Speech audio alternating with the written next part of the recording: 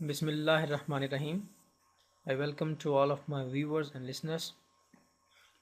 इस वीडियो में मैं आपको सिखाऊंगा कि पीच ट्री में आप purchase discount, sale discount, freight on purchase, freight on sale और बैड डेट्स की ट्रीटमेंट जो है वो कैसे कर सकते हैं।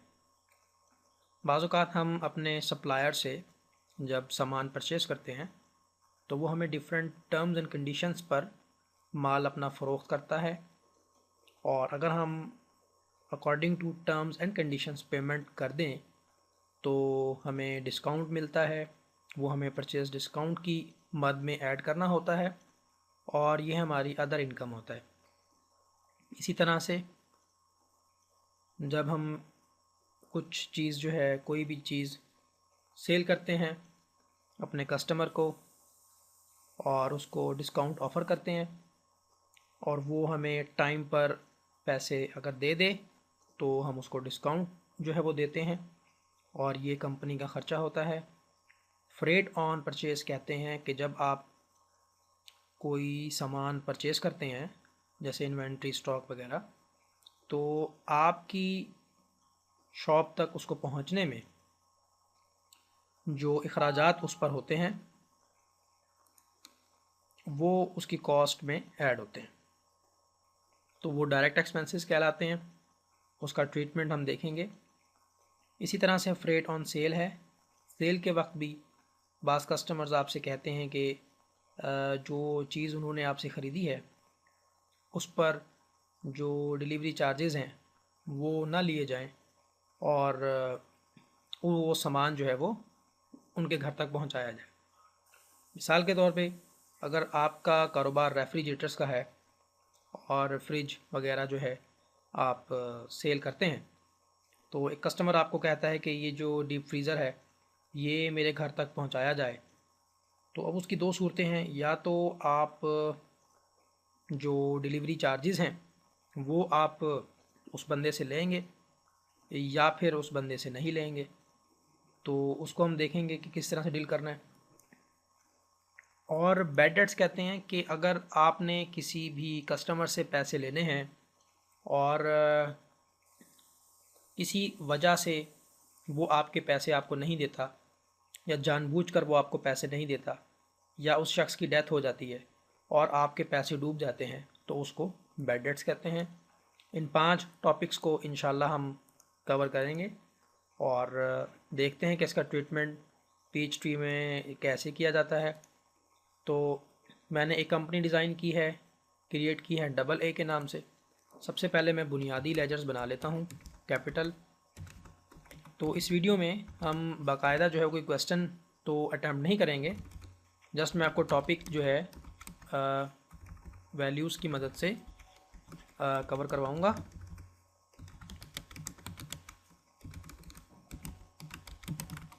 ये जो चीज़ें हैं, लेजर्स हैं, इनके बारे में आप पहले से वाक़फ़ियत रखते हैं, तो लिहाजा मैं इनको आपके लिए बना लेता हूँ।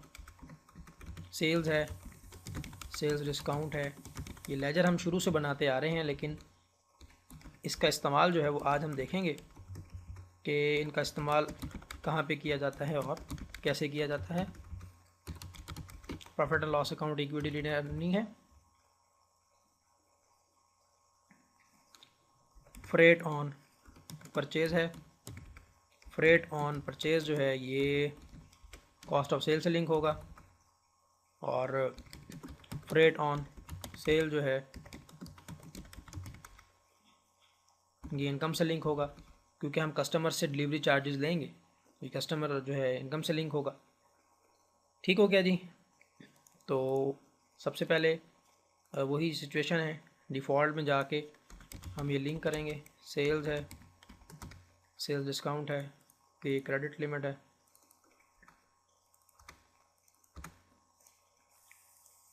एंड उसके बाद वेंडर बनाएंगे हम, और वेंडर्स की जो डिफ़ॉल्ट सेटिंग है परचेज़ और परचेज़ डिस्काउंट। क्रेडिट लिमिट को हम यहाँ से ख़त्म कर देंगे। ठीक है। अब फ़र्ज़ कर लें कि हमने 5 लाख से कारोबार शुरू किया है तो कैश को डेबिट करते हैं 5 लाख से। मैं आपको अर्ज़ कर चुका हूँ कि इस वीडियो में मैं आपको कोई क्वेश्चन तो अटैम्प्ट नहीं करवा रहा, लेकिन क्योंकि टॉपिक हमने कवर करना है तो उसके लिए कुछ डमी एंट्रीज़ जो है वो मैं खुद से इसमें पोस्ट कर रहा हूँ। और सपोज़ हम कारोबार करते हैं मोबाइल्स का, तो मैं यहाँ पे मोबाइल इन्वेंट्री जो है वो क्रिएट कर लेता हूँ। बाकी चीज़ें तो वही होंगी, पीसीज़ में होता है मोबाइल। अब हमारा एक सप्लायर है जिसका नाम है इमरान KRI, इमरान कराची। मकसद कहने का ये है कि ये हमारा एक वेंडर है जिसका ताल्लुक़ कराची से है और यहाँ से हम अपने मोबाइल फ़ोन मंगवाते हैं। तो सबसे पहले मैं परचेज़ ऑर्डर में जाऊँगा और इमरान को मैं PO1 भेजूँगा। तो मैं इसको बताऊँगा कि मुझे 10 मोबाइल जो हैं वो चाहिए नोकिया आशा 502। इसकी प्राइस है सपोज 8000। इसके अलावा 10 मोबाइल चाहिए सैमसंग गैलेक्सी S3। इसकी कीमत है सपोज 50000। और हमें 5 मोबाइल चाहिए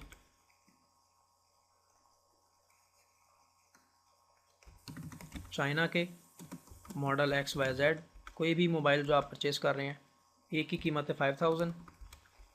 और आप यहाँ पे बता दीजिए कि पेमेंट जो है वो 60 डेज़ क्रेडिट होगी, यानी 60 डेज़ में आप ये रकम जो है 6,05,000 रुपये रऊफ़ को अदा करेंगे। तो ये देखें, ये मैंने एक परचेज़ ऑर्डर जो है वो सिलेक्ट कर दिया। आफ्टर सम डेज आप देख सकते हैं कि इन्वेंट्री पे कोई इफ़ेक्ट नहीं पड़ा, क्योंकि मैं आपको पहले भी बता चुका हूँ कि परचेज़ ऑर्डर बनाने से आपकी इन्वेंट्री के ऊपर कोई भी इफ़ेक्ट नहीं पड़ता। अब मैं कुछ दिनों के बाद जब मोबाइल को परचेज़ करेंगे हम, तो ये देखें, ये टास्क में और परचेज़ में जाएंगे आप। अब यहाँ से आपने इमरान को क्लिक किया। सबसे पहले आप अपना PO1 सेलेक्ट करेंगे। आप यहाँ पे लिखेंगे P1 अगेंस्ट PO1। आपने 10 मोबाइल मांगे थे नोकिया आशा 502, वो 10 के 10 आपको रिसीव हो गए हैं। आपने 10 मोबाइल मांगे थे सैमसंग गैलेक्सी S3, उसमें से 5 आपको रिसीव हो गए हैं। अरेंजमेंट नहीं हो सका होगा उनके पास, तो उन्होंने आपको 5 मोबाइल दे दिए हैं। और चाइना के आपने 5 मोबाइल्स डिमांड किए थे, वो आपको मिल गए। तो 3,55,000 रुपये टोटल अमाउंट बनी है। तो क्योंकि ये क्रेडिट पर है 60 डेज़, लेकिन मसला ये है कि ये मोबाइल जो है आपके बिज़नेस में, आपकी दुकान में, आपके शोरूम पर जब आएंगे तो यकीनन कुछ courier charges, delivery charges, custom tax वगैरह की अमाउंट जो है वो इसमें ऐड होगी। तो अब मसला ये है कि जब देखें, याद रखिएगा, पीच ट्री के अंदर अगर आप कोई परचेज़ करते हैं, परचेज़ ऑर्डर उसका बनाते हैं और उस परचेज़ ऑर्डर से आप वो चीज़ परचेज़ करते हैं, तो फिर आप इनवाइस के अंदर और कोई लेजर ऐड नहीं कर सकते। देखें, मैं क्लिक करने की कोशिश कर रहा हूँ लेकिन ये मुझे क्लिक नहीं करने दे रहा। मैं दोबारा से आपको अर्ज़ कर दूँ, अगर आप परचेज़ कर रहे हैं जिसकी आपने पहले परचेज़ ऑर्डर बनाई है और अब आप उसको उसके अगेंस्ट परचेज़ कर रहे हैं, तो आप उस इनवाइस के ऊपर मज़ीद चीज़ें ऐड नहीं कर सकते। अब कराची से आपके शोरूम तक ये मोबाइल्स जब आए हैं बज़रिया डाक, TCS, किसी भी कोरियर सर्विस के थ्रू, तो 2000 के जो हैं वो चार्जेस हैं डायरेक्ट एक्सपेंसेस यानी फ्रेट की मद में। तो आप कैसे ऐड करेंगे? तो आप क्या करोगे, अप्लाई, देखें ये तो हो गया आपका परचेज़ का। अब यहाँ पे आप लिखा हुआ है अप्लाई टू परचेज़, आप यहाँ चले जाएंगे अप्लाई टू परचेज़ के ऊपर, और यहाँ पे आपने जो GL अकाउंट है वो आपने क्लिक करके फ्रेट ऑन परचेज़ को क्लिक करना है। आप यहाँ पे लिखेंगे courier charges from Karachi to our showroom on mobile purchasing. तो मैंने एक नरेशन यहाँ पे लिख दिया है कि कुरियर के चार्जेस जो हैं, देखें ये यहाँ पे है इनवाइस आपकी, ये है 3,55,000 की। अब आप अप्लाई टू परचेजेस में आ जाएं। यहाँ से आप GL अकाउंट, GL का मतलब होता है जर्नल लेजर, तो यहाँ से आप अपना फ्रेट ऑन परचेज़ का लेजर चीज़ चूज़ करेंगे और अमाउंट के नीचे आप लिख देंगे 2000 रुपये। इसका मतलब ये हुआ कि जो टोटल अब आपकी अमाउंट बन गई है वो 3,57,000 रुपये बन गई है। 3,57,000 रुपये, ठीक है। देखें 3,55,000 टोटल बिल है, 2,000 रुपये जो है वो कुरियर चार्जेस हैं। तो जो आपका सप्लायर है इमरान, वो आपसे ये कहता है कि 3,55,000 रुपये आप मुझे 60 दिन तक दे दीजिएगा और जो डिलीवरी चार्जेस हैं वो तो आप पे करें। तो आपने करना ये है कि इसको सेव करेंगे और क्लोज में जाएंगे और टास्क में जाके जनरल की एंट्री पास करेंगे। आप क्या करेंगे, बल्कि जनरल के बजाय आप पेमेंट में जाएंगे, क्योंकि ये 2,000 रुपये भी इमरान ने आपके बिहाफ पे अदा किए हैं कुरियर वालों को। तो आप पेमेंट में जाके इमरान को क्लिक करेंगे, 3,57,000 में से 2,000 आप उसको दे देंगे। ये वो 2,000 रुपये हैं जो आपने, आप यहाँ पे लिख दें just the freight charges paid against P1। यानी कि मैंने यहाँ लिखा है कि मैंने 3,57,000 रुपये में से 2,000 रुपये वो पे किए हैं जो कि फ्रेट चार्जेस हैं। आप यहाँ पे लिख दीजिएगा P1 FR पेड, यानी P1 की जो फ्रेट है वो हमने पेड कर दी है बजरिया कैश। सेव कर दें इसको। अब इनकम स्टेटमेंट में देखें क्या इफ़ेक्ट होता है, देखते हैं हम। इनकम स्टेटमेंट में देखिएगा कि जो डायरेक्ट एक्सपेंसेस होते हैं वो आपकी कॉस्ट ऑफ सेल में ऐड होते हैं। तो 2,000 रुपये आपकी कॉस्ट ऑफ सेल में आ रहे हैं डायरेक्ट एक्सपेंसेस और 2,000 का लॉस है, क्योंकि हमने कोई चीज़ सेल तो की नहीं है लेकिन कॉस्ट आपको जेब से भरनी पड़ गई है 2,000 रुपये, इस वजह से ये लॉस में आ रहा है। चले एक एंट्री मैं आपको और करवाता हूँ। वेंडर में जाते हैं और हम यहाँ पे लिखते हैं काशिफ लाहौर। तो एक आपका जो सप्लायर है वो काशिफ है और वो लाहौर में रहता है। इसको आपने परचेज़ ऑर्डर किया कि काशिफ भाई हमें जो है PO2 के हमें 20 मोबाइल्स चाहिए चाइना मोबाइल्स, और एक की कीमत है 4,000। और आप यहाँ पे लिख दें कि जो टर्म है वो 30 डेज़ क्रेडिट पर होगी। 80,000 बिल बन गया। आप इसको सेव कर दें। आफ्टर सम डेज़ जब आप इसको परचेज़ करेंगे काशिफ लाहौर, तो यहाँ से आप अपना परचेज़ ऑर्डर सेलेक्ट करेंगे। 20 के 20 मोबाइल्स आपने रिसीव कर लिए हैं। यहाँ पे लिखेंगे P2 अगेंस्ट PO2। लेकिन लाहौर से मोबाइल जब आपके बिज़नेस में आए हैं तो 1,000 के डिलीवरी चार्जेस भी होंगे। लेकिन मैं आपको अर्ज़ कर चुका हूँ कि जब कोई चीज़ परचेज़ ऑर्डर के अगेंस्ट परचेज़ की जाती है तो फिर आप इनवाइस के ऊपर एडिटिंग नहीं कर सकते। उसके लिए आपको अप्लाई टू परचेज़ में जाना पड़ेगा, अप्लाई टू परचेज़ में जाना पड़ेगा। यहाँ पे आप लिखेंगे कि ऐड फ्रेट चार्जेस, और कितने हैं ये चार्जेस, लेजर कौन सा होगा, फ्रेट ऑन परचेज़, और अमाउंट है 1,000।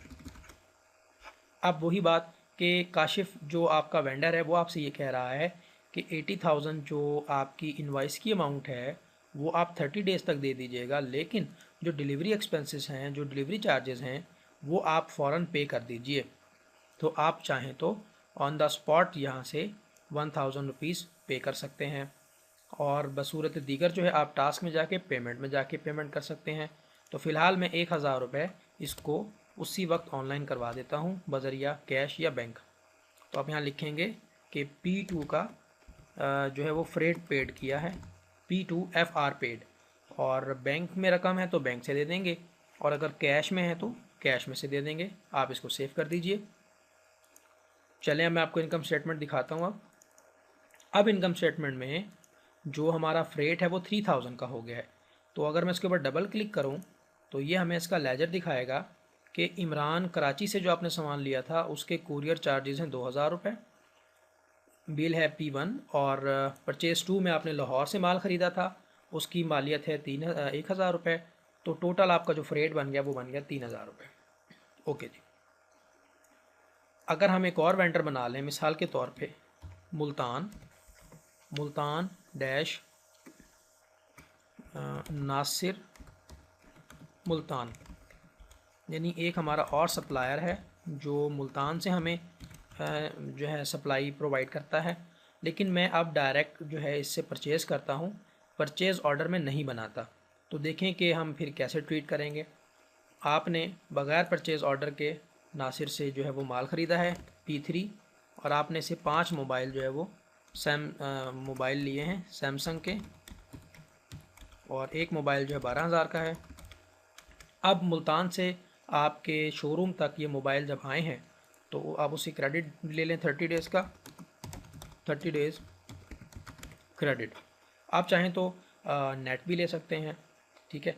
और 1000 रुपीज़ जो है वो आपके कोरियर के चार्जेस हैं।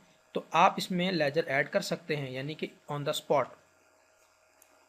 तो मकसद समझाने का ये हुआ कि आप अगर गौर से देखें तो इस वक्त हम अप्लाई टू परचेज़ की विंडो में बैठे हैं, हम परचेज़ ऑर्डर की विंडो में नहीं बैठे, क्योंकि इस वक्त जो हम मुल्तान से परचेज़ कर रहे हैं वो विदाउट परचेज़ ऑर्डर है, यानी कि हम जो है वो डायरेक्टली परचेज़ कर रहे हैं। तो हमारे पास गुंजाइश है, हम यहीं पे ऐड कर देंगे ऐड FREIGHTCHARGES।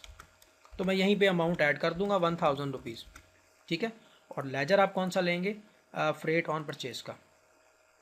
और आप चाहें तो ऑन द स्पॉट आप 1000 पे कर दें, आपकी मर्ज़ी है। आप चाहें तो सारे के सारे पैसे आप अदा कर दें। आप यहाँ लिखेंगे P3 FPD fully paid cash, और 30 डेज़ क्रेडिट नहीं आएगा। अगर आपने सारी रकम अदा कर दी है तो यहाँ पे आएगा ऑन कैश। तो डियर व्यूवर्स, मैंने आपको सिखाया कि आपने जो है freight charges, freight on purchase, ये कैसे डील किया जाता है, ठीक है। इसी तरह से आप जो है, अब मैं एक दो कस्टमर बना लेता हूँ और उनको हम चीज़ें सेल करते हैं। मिसाल के तौर पे एक हमारा कस्टमर है कासिम।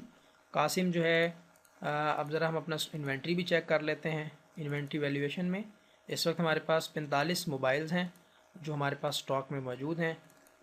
आप चाहें तो इनकी कॉस्टिंग भी चेक कर सकते हैं। 10 मोबाइल्स हैं, 5 मोबाइल्स हैं, फिर 5 मोबाइल्स हैं, फिर 20 मोबाइल्स हैं, फिर 5 mobiles and so on. Okay जी। अब हमारे पास एक कस्टमर है, उसको हम सेल कर रहे हैं। कासिम है, कासिम का ताल्लुक़ सपोज़ किसी और शहर से है, और वो आपको टेलीफोन पे अपना ऑर्डर लिखवाता है कि भाई मुझे जो है मिसाल के तौर पे एक मोबाइल चाहिए सैमसंग का, सैमसंग गैलेक्सी, और आप उसको देते हैं 52,000 रुपये का। अब वो आपसे ये कहता है कि सपोज़ मेरा ताल्लुक़ लाहौर से है, तो ये मोबाइल मेरे एड्रेस पे पहुंचा दिया जाए, यानी मुझे डिलीवर कर दिया जाए।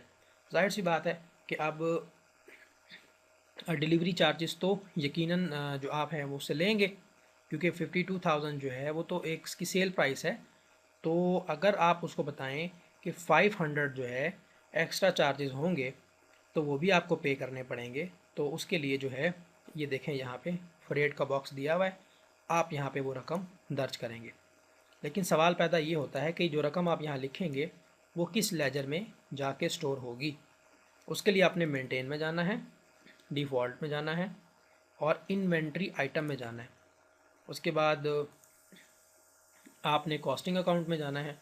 यहाँ पे आप देखें कि ये सेल्स फ्रेट का अकाउंट है, यहाँ पे आप फ्रेट ऑन सेल लिंक कर देंगे।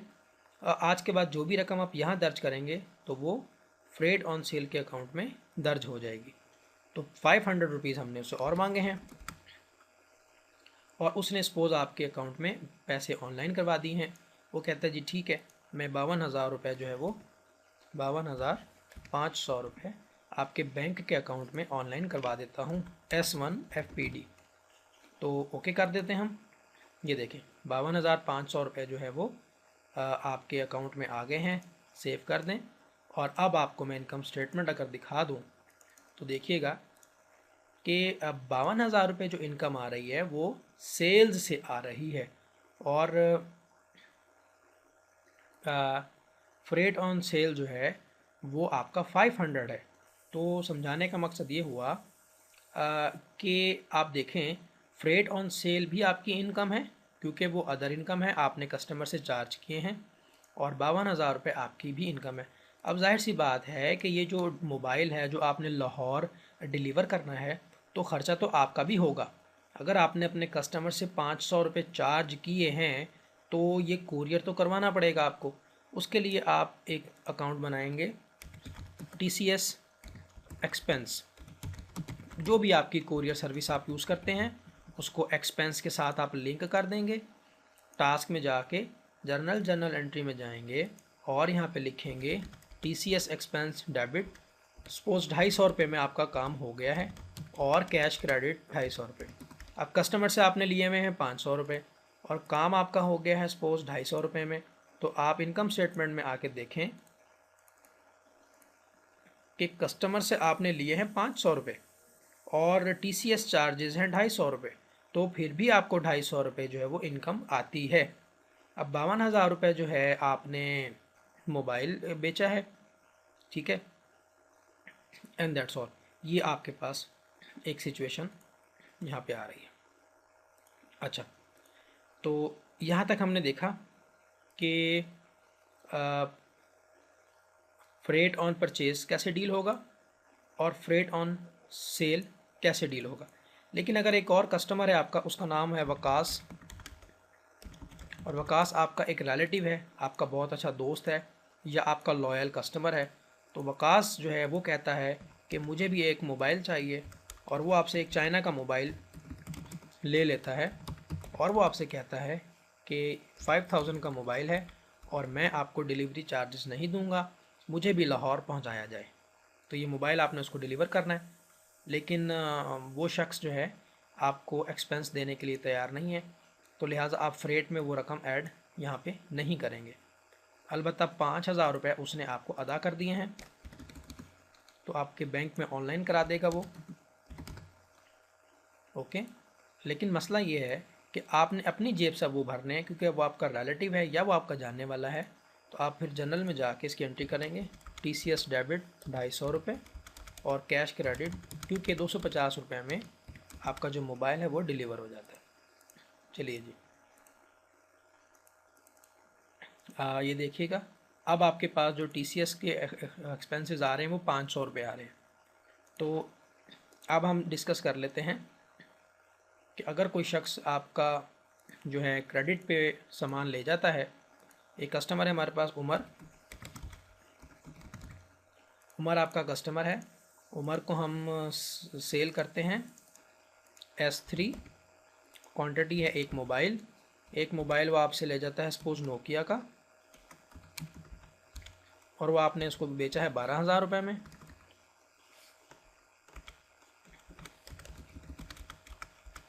क्रेडिट पे बेचा है आपने उसको, और आप यहाँ पे लिख दें ऑन क्रेडिट, सेव करके क्लोज कर दें। देन क्या होगा कि कुछ दिनों के बाद उमर आपसे ये कहता है कि 12,000 रुपये में से 2,000 रुपये आप अभी मुझसे ले लें, यानी वो 2,000 आपको पे कर रहा है, तो आप उसको कैश में डाल रहे हैं। आप यहाँ लिखेंगे कि first installment against S3, first installment against S3, उसको सेव कर दें। अब हमने उमर से लेने हैं 10,000 रुपये। अकाउंट रिसीवेबल में जाएं और अपने कस्टमर का लेजर चेक करें, तो यहाँ पे आपको पता लगेगा कि उमर से अब हमने 10,000 रुपये लेने हैं। लेकिन होता ये है कि कुछ दिनों के बाद उमर की डेथ हो जाती है, या वो बैंकरप्ट करार दे दिया जाता है, या किसी और वजह से वो अब आपके पैसे नहीं दे सकता, या फिर उसके बिज़नेस का दिवाला निकल जाता है। तो मकसद कहने का ये है कि उमर अब इस कंडीशन में नहीं है कि वो आपके पैसे दे सके, या फिर इन शॉर्ट उसकी डेथ हो जाती है। तो अब इस सूरत में क्या होगा कि जो आपका कर्ज़ा है 10,000 रुपये वो डूब जाएगा। तो उसको आप कैसे एडजस्ट करेंगे?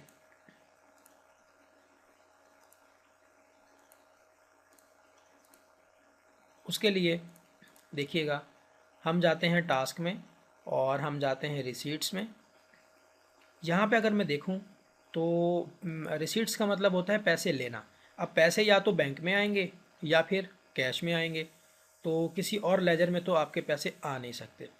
लेकिन अब उमर तो आपके पैसे नहीं दे सकता, तो लिहाजा बैड डेट्स को डेबिट करेंगे और अकाउंट रिसीवेबल को क्रेडिट करेंगे। लेकिन ये एंट्री जर्नल के थ्रू नहीं करनी, इनवाइस के थ्रू करनी है। तो मैं चाहता हूँ कि यहाँ पे बैड डेट का लेजर भी आ जाए। तो सबसे पहले आपको एक बैड डेट का लेजर बनाना पड़ेगा। बैड डेट्स, मैंने आपको बताया है कि बैड डेट्स का मतलब होता है डूबा हुआ कर्जा, और एक्सपेंस से लिंक कर देंगे। अब आपने जाना है ऑप्शन में और ग्लोबल में। उसके बाद अकाउंटिंग में आप देखें, यहाँ पे ये चेक लगा होगा, इसको आप अनचेक कर दें और ओके कर दें। अब आप जाके रिसीट्स में उमर को क्लिक करेंगे और यहाँ से अब आपको सारे लेजर दिखाए जाएंगे। तो बैड डेट को आपने क्लिक करना है। रेफरेंस में आप लिखेंगे कि S3 bad debts, S3 bad debts, okay. और जितनी भी रकम है बकाया 10,000 रुपये, वो बैड डेट्स में मुंतकिल कर दी जाएगी। सेव कर दें। अब आप देखें कि क्या आपने पैसे लेने हैं। अकाउंट रिसीवेबल में जाएं और कस्टमर लेजर में हमें बताया जा रहा है कि उमर से अब आपने कोई पैसे नहीं लेने, क्योंकि ये 10,000 रुपये वो पे नहीं कर सकता, तो बैड डेट्स में मुंतकिल कर दिए गए हैं। इनकम स्टेटमेंट को चेक करते हैं। आप देखिएगा कि बैड डेट्स आपके अखराजात में ऐड हो गए हैं, क्योंकि अब वो कर्ज़ा आपको नहीं मिल सकता। तो अभी तक हमने देखा कि अगर कोई शख्स जो है आपकी पेमेंट नहीं करता, तो रिसीट्स में जाके बैड डेट्स के लेजर में उसको कैसे ट्रांसफ़र किया जाता है। आगे बढ़ते हैं। तो हमने 3 चीज़ों को कवर किया, freight on purchase, freight on sale और बैड डेट्स। तो अब हम देखते हैं परचेज डिस्काउंट को। तो चलिए फ़र्ज़ कर लें कि हमारे पास एक सप्लायर है, उसका नाम है बिलाल, और बिलाल जो है इसका ताल्लुक़ इस्लामाबाद से है। बिलाल से हमने ये बिलाल भी हमारा एक सप्लायर है। बिलाल ने हमें ऑफ़र की है कि अगर देखें, आपने परचेज़ डिफ़ॉल्ट में जाना है और टर्म में जाना है, टर्म एंड कंडीशन। तो बिलाल ने हमें ये ऑफ़र की है कि आपको मैं 30 डेज़ का देता हूँ क्रेडिट, यानी 30 डेज़ में मैं आपसे पैसे लूँगा, और डिस्काउंट अगर आप मुझे 10 दिनों में मेरी रकम अदा कर देंगे तो मैं आपको 2% का डिस्काउंट दूंगा। तो मैंने क्या किया कि मैंने टर्म के कॉलम में आके लिखा कि net 30 days, discount in 10 days, how much 2%, 2% in 10 days, otherwise net 30 days. तो जब मैं इससे परचेज़ कर लूँगा बिलाल से ये मेरी 4th परचेज़ है, और मैं इससे 5 मोबाइल ख़रीद लेता हूँ। 10,000 रुपये का एक मोबाइल है, ठीक हो गया। अब करना ये है कि देखें, अब मैंने इसके देने हैं 50,000 रुपये। आप देख सकते हैं अकाउंट पेबल में आके कि वेंडर के लेजर में आपको 50,000 नज़र आएगा। अब अगर 10 दिनों के अंदर अंदर मैं इसकी पेमेंट कर दूं, सपोज़ करें कि आफ्टर 8 डेज़ यानी 8 दिनों के बाद मैं इसको पेमेंट करने जाता हूं। जैसे ही मैं पेमेंट में जाऊंगा और इसको मैं करूंगा सिलेक्ट, तो अगर तो मैं पेमेंट कर रहा हूं 10 दिनों के अंदर अंदर, तो कंप्यूटर ऑटोमेटिकली यहाँ पे 1,000 रुपये जो भी डिस्काउंट बनता होगा वो निकाल के रखेगा। ठीक है। तो 2% जो है वो 50,000 का बनता है 1,000। तो बकाया रकम जो है वो मैंने कैश में से अदा कर दी है। हम यहाँ लिखेंगे P4 paid and discount receive, कि P4 पेड हो गया है और हमने डिस्काउंट रिसीव कर लिया है। ये देखें, ये पे के अंदर चेक लगाएं, 49,000 रुपये आपके कैश में से माइनस हो जाएंगे और 1,000 रुपये आपकी अदर इनकम के अंदर ऐड हो जाएगा। तो चलिए मैं आपको दिखाता हूँ। ये देखिएगा, ये देखें परचेज डिस्काउंट जो है वो ब्रैकेट के अंदर आ रहा है। याद रखें, जो रकम आपकी कॉस्ट ऑफ गुड्स सोल्ड के ऊपर आती है वो सारी की सारी आपकी कॉस्ट ऑफ गुड्स सोल्ड में ऐड होती है। लेकिन आपको समझाने का मकसद ये है कि ये 1,000 रुपये जो है वो माइनस की शक्ल में आ रहा है। इसका मतलब ये है कि ये आपकी कॉस्ट ऑफ गुड्स सोल्ड में जमा नहीं हो रहा, बल्कि ये आपकी इनकम है, और इनकम होने की वजह से ये बजाय जमा होने के, आपके एक्सपेंसेस में जमा होने के, ये माइनस हो रहा है। माइनस होने का मतलब ये है कि ये आपकी इनकम है और आपके CGS को कम कर रहा है। मैं आपको दोबारा से समझाता हूँ। ये देखिएगा, फ्रेट ऑन परचेज है 4,000, आपकी जो CGS है वो है 24,000, तो 24 और 4 होते हैं 28,000। तो अब 28,000 में से ये 1,000 रुपये जमा नहीं हो रहा बल्कि माइनस हो रहा है, क्योंकि ये आपकी इनकम को कम कर दे। आपकी इनकम होने की वजह से आपकी CGS को जो है वो बढ़ा देगा। तो वो ग्रॉस प्रॉफिट बढ़ गया 27,000 रुपये। आप इसको सादा लफ्ज़ों में समझें। फ़र्ज़ करें कि ये 1,000 यहाँ पे नहीं लिखा हुआ, ये 1,000 यहाँ पे नहीं लिखा हुआ। अब 24,000 और 4,000 ये हो गए 28,000। फ़र्ज़ कर लें यहाँ पे है 28,000। अब 28,000 अगर आप यहाँ पे सपोज लिख लें, इसका मतलब ये है कि आपकी जो कॉस्ट ऑफ गुड्स सोल्ड है वो तो बढ़ गई है, 28,000 हो गई है। और सेल कितनी है आपके पास? 69,500। 69,500 में से जब आप 28,000 निकालेंगे तो यहाँ पे जवाब आएगा 41,500। और 41,500 में जब आप दोबारा से ये ऐड करेंगे, आपकी जो इनकम है वो बन जाएगी 42,500 रुपये। तो मकसद कहने का ये है कि परचेज डिस्काउंट आपकी आमदनी है और ये आपकी CGS पे नेगेटिव इम्पैक्ट डाल रही है, जिसकी वजह से आपका ग्रॉस प्रॉफिट ज़्यादा हो जाए। बात ये है, आप इसको ऊपर ऐड करवा लें वो भी ठीक है और नीचे ऐड करवा लें वो भी ठीक। तो परचेज डिस्काउंट का ट्रीटमेंट आपने देखा। चलिए मैं आपको एक और एंट्री करके दिखाता हूँ। आपका एक वेंडर है ताहिर। तो ताहिर ने आपको ऑफ़र की कि देखिएगा क्या ऑफ़र की है। ताहिर ने ऑफ़र की है कि 60 डेज़ में इसकी पेमेंट देनी है और डिस्काउंट मिलेगा 5%। 30 डेज़ में डिस्काउंट मिलेगा 5%। यानी अगर हम 30 दिनों में उसके पैसे लौटा देंगे तो बनेगा 5% का डिस्काउंट। अदरवाइज़ 60 दिनों में हमने उसके पैसे देने हैं। तो मैं अब आपको परचेज़ करके दिखाता हूँ। ये देखें ताहिर है, तो ताहिर से हमने ली है 5th परचेज़। क्वांटिटी है इसकी 10 मोबाइल लिए हैं हमने और 5,000 का एक है, 50,000 रुपये। और ये हुआ है कि हमने इसमें फ्रेट चार्जेस भी ऐड कर लिए हैं, FREIGET फ्रेट चार्जेस। तो 1,000 रुपये फ्रेट चार्जेस है। देखें बात यह कि ताहिर के हमने देने हैं 50,000 रुपये, तो फ्रेट चार्जेस तो हमने ऑन द स्पॉट अदा करने होते हैं, उसका ताल्लुक कतन आपकी डिस्काउंट में शामिल नहीं होगा। तो 1,000 रुपये मैंने कहा कि ताहिर साहब मैं 1,000 रुपये पे कर देता हूँ।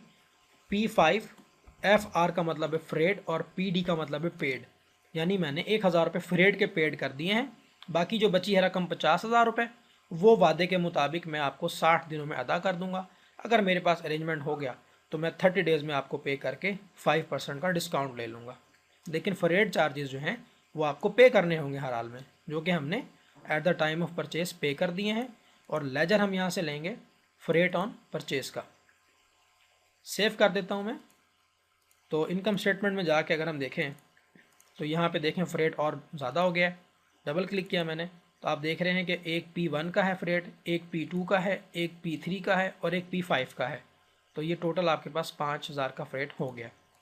जब बारी आएगी पेमेंट करने की, तो अगर तो मैं इसको पेमेंट कर रहा हूँ 30 दिनों के अंदर अंदर, तो वो ऑटोमेटिकली जो है डिस्काउंट कैलकुलेट करेगा। ठीक है। अच्छा, अब इस सूरत में देखें क्या हुआ कि जब आपने उसको पेमेंट कर दी। अब यहाँ पे बहुत इंपॉर्टेंट चीज़ है जो आपको समझानी है। जब आप इसे परचेज़ कर रहे थे, यहाँ देखें ताहिर से, जब आप इसे परचेज़ कर रहे थे तो उसने आपसे ये बात की थी कि मेरे सारे पैसे अदा करोगे 30 डेज़ में तो मैं आपको 5% जो है वो दूंगा, अदरवाइज़ मैं आपको जो है वो डिस्काउंट नहीं दूंगा। अब 1,000 हमने पे किया है तो पीच ट्री ये समझ रहा है कि हमने 50,000 जो उसके देने थे और उसमें से हमने उसको 1,000 अदा किया है।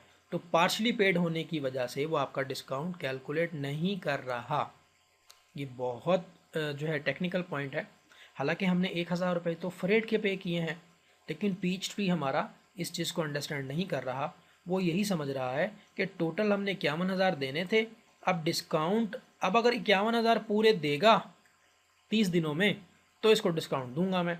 अब क्योंकि हमने 51,000 तो पे नहीं किए, हमने तो 1,000 पे किया है, तो वो कह रहा है कि मैं अब आपका डिस्काउंट कैंसिल कर रहा हूँ क्योंकि आपने पूरी रकम अदा नहीं की है।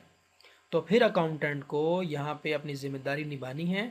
ठीक है, आपने इनवाइस के मुताबिक मैनुअल डिस्काउंट कैलकुलेट करना है at the time of payment. ये देखिए मैं पेमेंट में जाता हूँ और जब मैं यहाँ से ताहिर को करूँगा क्लिक तो डिस्काउंट तो बनता है हमारा।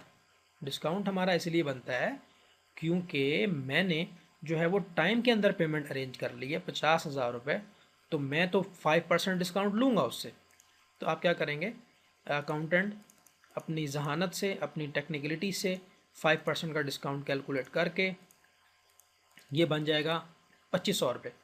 तो 2500 रुपये यहाँ लिखेगा वो, और बाकी रकम उसको 47,500 रुपये अदा कर देगा। अब आप यहाँ लिखेंगे P5 paid and discount received. तो याद रखिएगा, कॉमन सेंस की बात है कि पार्शली पेड होने की सूरत में ये आपका डिस्काउंट कैलकुलेट नहीं करेगा और बाकी ये पेमेंट कर देगा। अब मैं आपको दिखाता हूँ इनकम स्टेटमेंट, ये देखें। तो अब आपके पास जो परचेज डिस्काउंट है वो हो गया है 3500 माइनस का, यानी कि ये आपकी नीचे आएगा तो इनकम बन जाएगा, ऊपर आएगा तो ये माइनस का खर्चा है, यानी कि ये इनकम है आपकी। ये देखें 1000 रुपये जो है वो बिलाल से आपको बचे थे और ताहिर ने आपको 2500 का डिस्काउंट दिया है। तो ये हो गया जी, ठीक है। तो बहुत टेक्निकल पॉइंट था जो आपको समझाना ज़रूरी था कि अगर आप फ्रेट पेड कर देंगे तो फिर वो समझेगा कि ये पार्शली पेमेंट कर रहा है। अल्हम्दुलिल्लाह हम कवर कर चुके हैं अपना freight on purchase, freight on cell, bad debts, और अब हमारी बारी है कि सेल डिस्काउंट कैसे रिकॉर्ड किया जाता है। बहुत आसान है, आप एक कस्टमर बनाएं राशिद के नाम से, और राशिद को आप टर्म दे दें कि राशिद भाई अगर आप हमारे पैसे 30 डेज़ में दे देंगे तो ठीक है, और अगर आपको डिस्काउंट चाहिए तो 1% का डिस्काउंट आपको मिलेगा अगर आप हमारे पैसे 10 दिनों में लौटा देते हैं, ठीक है। तो अब आप बारी है सेल करने की। अब आप जो है राशिद साहब को सेल कर दें। S101 2 मोबाइल इन्होंने ख़रीदे हैं आपसे, 8000 का एक है, ये हो गए 16,000 रुपये। तो वादे के मुताबिक ये आपको 1% डिस्काउंट आपको देना पड़ेगा अगर वो 16,000 10 दिनों में दे देंगे, अदरवाइज़ 30 डेज़ में ये आपके पैसे आपको जो है वो सारे के सारे दे देंगे। तो ये देखें मैं सेल में सेव कर दिया। जब बारी आएगी रिसीट्स करने की तो यहाँ से आप जो है राशिद को क्लिक करेंगे, आप देखें कि 160 रुपये जो है उसने कैलकुलेट कर लिया है, ये आपका सेल डिस्काउंट है, और बाकी रकम उसने आपको 10 दिनों के अंदर अंदर अदा कर दी है। तो ज़ाहिर सी बात है ये आपका ख़र्चा बन जाएगा। आप यहाँ पे लिखेंगे S101 paid and discount allowed, और पैसे कहाँ पे आ रहे हैं, आपके कैश वाले लेजर में आ रहे हैं। तो मैं आपको अब इनकम स्टेटमेंट दिखा दूँ। इनकम स्टेटमेंट में सेल डिस्काउंट कहाँ पे शो हो रहा है, ये देखें।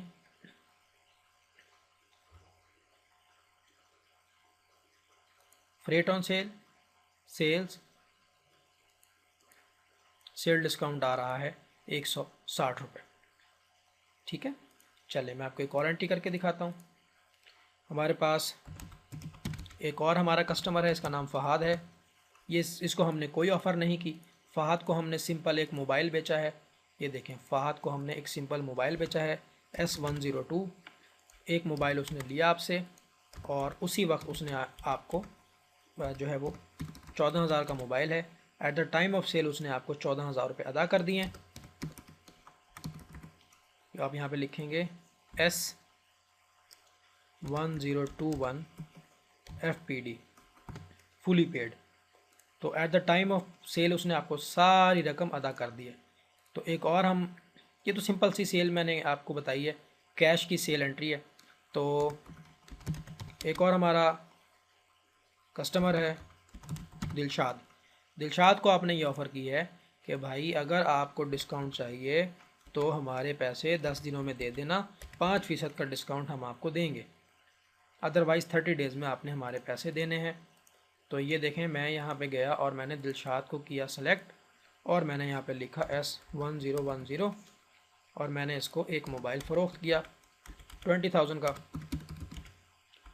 और वादे के मुताबिक अगर वो 10 दिनों में पैसे ले आया तो मैं उसको 10% का 5% का डिस्काउंट दूंगा, अदरवाइज़ 30 डेज़। तो ये देखें जब बारी आएगी रिसीट्स करने की, और जैसे ही आप दिलशाद को क्लिक करेंगे तो वो बता रहा है कि 1000 का डिस्काउंट बनता है, आप 19,000 रुपये ले लें और 1000 का डिस्काउंट उसको दे दें। S1010 full paid and discount allowed, ये आप एंट्री पास करेंगे। तो देखिएगा कि फाइनेंशियल स्टेटमेंट में आपके क्या इफेक्ट आता है। ये देखें, सेल डिस्काउंट आपका 1160 रुपये हो गया, क्योंकि दो बंदों को डिस्काउंट दिया है आपने, एक राशिद को और एक दिलशाद को। एक और कस्टमर बना रहा हूँ मैं, इसका नाम है उमैर। उमैर को भी हमने वही ऑफ़र की है कि भाई अगर आप 30 डेज़ में हमारे पैसे दे देंगे तो ठीक है, डिस्काउंट चाहिए तो 10 डेज़ में आना और 4% का डिस्काउंट हमसे ले जाना। और सेल के वक्त जो है आपने उमैर को सेल की S1001, एक मोबाइल उसने आपसे लिया 40,000 का, और फ्रेट चार्जेस यानी किसी और शहर से इसका ताल्लुक़ है और फ्रेट चार्जेस बन गए 500 रुपये, तो टोटल हो गया 40,500। तो उसने कहा जी मोबाइल आप मेरे घर पहुंचा दें, तो फ्रेट के पैसे आप ऑन द स्पॉट उससे ले लें। ये 500 रुपये मैंने उससे ले लिए और यहाँ पे मैंने लिख दिया कि S1001 FR पेड, यानी कि जो फ्रेट है ना, जो डिलीवरी चार्जेस हैं मैंने वही उससे लिए हैं, बाकी पैसे मैंने उससे जो है वो नहीं लिए। ओके कर दें। अब 40,000 रुपये हमने उससे लेने हैं और वादा हमने क्या किया हुआ है कि अगर 10 डेज़ में वो हमें देगा तो हम उसको 4% का डिस्काउंट देंगे। तो अब जब मैंने सेव किया, अब आप उसका जो है मोबाइल डिलीवर करवा दें, आप TCS को डेबिट कर दें 250 रुपये से और कैश को क्रेडिट कर दें, फिर भी आपको जो है वो कुछ ना कुछ पैसे बच जाएंगे। सेव कर दें और क्लोज कर दें। अब जब बारी आएगी रिसीट्स करने की और जब आप उमैर को क्लिक करेंगे तो वो डिस्काउंट कैलकुलेट नहीं करेगा। ठीक है, क्यों नहीं कर रहा? करना चाहिए था इसको। तो जब आप सेल में जाएंगे और बैक करके देखेंगे तो यहाँ पे लिखा हुआ होगा उमैर, उमैर का कॉलम निकालें, ये उमैर है, तो वो कहता है कि पार्शली पेड। ये बिल्कुल वही प्रॉब्लम है जो कुछ देर पहले आया था कि अगर आप परचेज़ करते वक्त थोड़ी भी रकम अदा कर देंगे तो वो ये समझेगा कि ये इनवाइस की रकम अदा कर रहा है, तो वादे के मुताबिक पूरी रकम तो दे नहीं रहा, तो मैं तो इसका डिस्काउंट अब कैलकुलेट नहीं करता। हालांकि हमने ये 500 रुपये उससे फ्रेड के पैसे लिए थे, 40,000 इनवाइस तो वैसी की वैसी खड़ी है। तो फिर आपने अकाउंटेंट होने की हैसियत से आपकी ज़िम्मेदारी है कि आप 40,000 का 4% जो है वो मैनुअल कैलकुलेट करेंगे। आप रिसीट्स में जाएंगे, आप उमैर को क्लिक करेंगे और डिस्काउंट में आप लिखेंगे 40,000 का 4%। ये देखें 40,000 ज़रब 4 और तकसीम 100, ये बन जाएगा आपका 1,600 रुपये और बाकी रकम उसने आपको दे दी है 38,400 रुपये।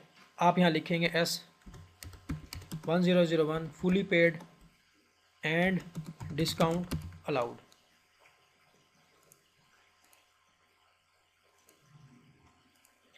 फाइनली मैं आपको इनकम स्टेटमेंट चेक कराता हूँ। ये देखिएगा, इनकम स्टेटमेंट हमारे पास आ रही है कि आपका जो फ्रेट ऑन सेल है वो 1,000 है और आपकी जो फ्रेट ऑन सेल है वो 1,000 रुपये है और आपकी जो सेल डिस्काउंट है वो इतनी है और आपका जो परचेज़ डिस्काउंट है वो इतना है। तो ये देखें आपने कितने लोगों को डिस्काउंट दिया है। आपने उमैर को दिया है, आपने दिलशाद को दिया है और आपने राशिद को दिया है। तो मुझे उम्मीद है इंशाल्लाह मैंने अपनी पूरी कोशिश की है कि मैं आपको जो टॉपिक्स हमने इस वीडियो में कवर करने थे वो मैं कंप्लीट करवा सकूं। Purchase discount, sale discount, freight on purchase और फ्रेट ऑन सेल और बैड डेट्स। तो ये बहुत इंपॉर्टेंट टॉपिक है और अकाउंटेंट होने की हैसियत से हमारी ज़िम्मेदारी है कि हम पोस्टिंग जो है वो दुरुस्त तरीके से करें। अगर हम पोस्टिंग ठीक नहीं करेंगे तो फिर एरर्स एंड ओमिशंस आएंगी और आप जो है वो पीछे रह जाएंगे और एंट्री एरर्स रेक्टिफाई नहीं कर सकेंगे। तो इस वीडियो को 2-3 बार देखें ताकि आपके जो कॉन्सेप्ट्स हैं कि आपने डिस्काउंट्स को कैसे डील करना है और फ्रेट को आपने कैसे डील करना है। दरअसल PHP का बिहेवियर थोड़ा सा डिफरेंट है, ठीक है, तो हमने इसके बिहेवियर को समझना है ताकि हम इसमें ठीक तरीके से पोस्टिंग कर सकें। Thanks for listening. अल्लाह हाफिज़।